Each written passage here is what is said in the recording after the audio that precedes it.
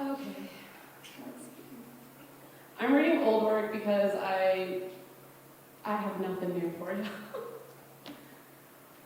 My name is Cierra, and I am made of slow Sunday mornings floating down the river in the peak of summer.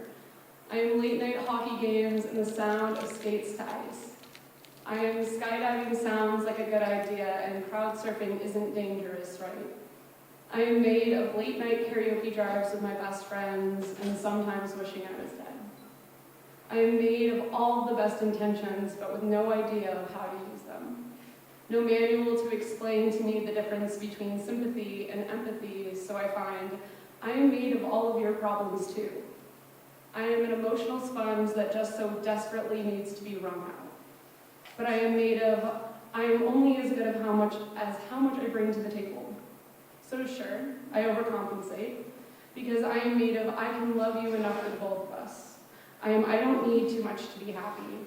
I am someone who doesn't have a boundary when it comes to the people that I love needing me.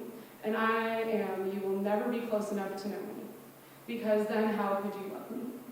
I am late night dance floors and I am a confessional. I am both saint and sinner, and I am made of every hope my parents had of giving me more than they ever did. And I am what happens when they fail. Really depressing shit, you know? Thank you, Sophie. Tell me what hurts most. Is it remembering or forgetting?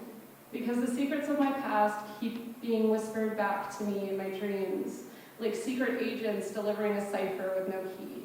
My therapist says this is the brain's way of protecting itself, but how am I supposed to stop making the same mistakes if I can't remember making them the second time or third? How am I supposed to close all of these doors when there are bodies I've never got to say goodbye to holding them open, like some sort of pleasantry inviting me in? I can't keep having parties with the dead, like these one-sided conversations will solve my grief.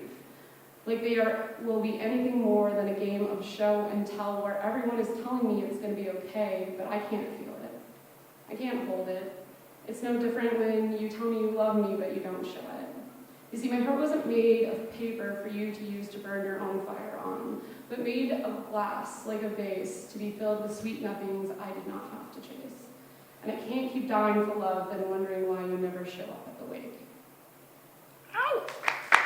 Okay. Normally I only do two. I'm going to read one more. I'll read one of the more recent ones that I've written, because I actually do like them.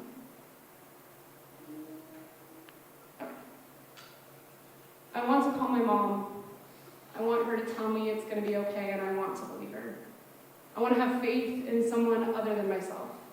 Something that doesn't hold my name on the tip of their tongue, a secret in the back of their throat that is spoken when there is nothing better to talk about. I want a house fire, and I want to be the one that haunts it. Just to get a taste of something all-consuming, and to have the vulnerability to let it. I want to be invited in without having to bring my own chair to sit at your table. To be a part of the story and not just someone who gets to hear about it after. I want to be known. I want to be so known you couldn't remember a time before me. A history learned between cigarettes and phone sex, mixtape and photographs. I want to rewrite history in a way that my grief can let all of this go. Because I've spent so many winters of my life at the grave of the girl I was so sure I was supposed to be. And she just never showed up. And I want that to be okay. Just like I want it to be okay that I want to die. But only when the time is right. And not a second before I get to see all of this.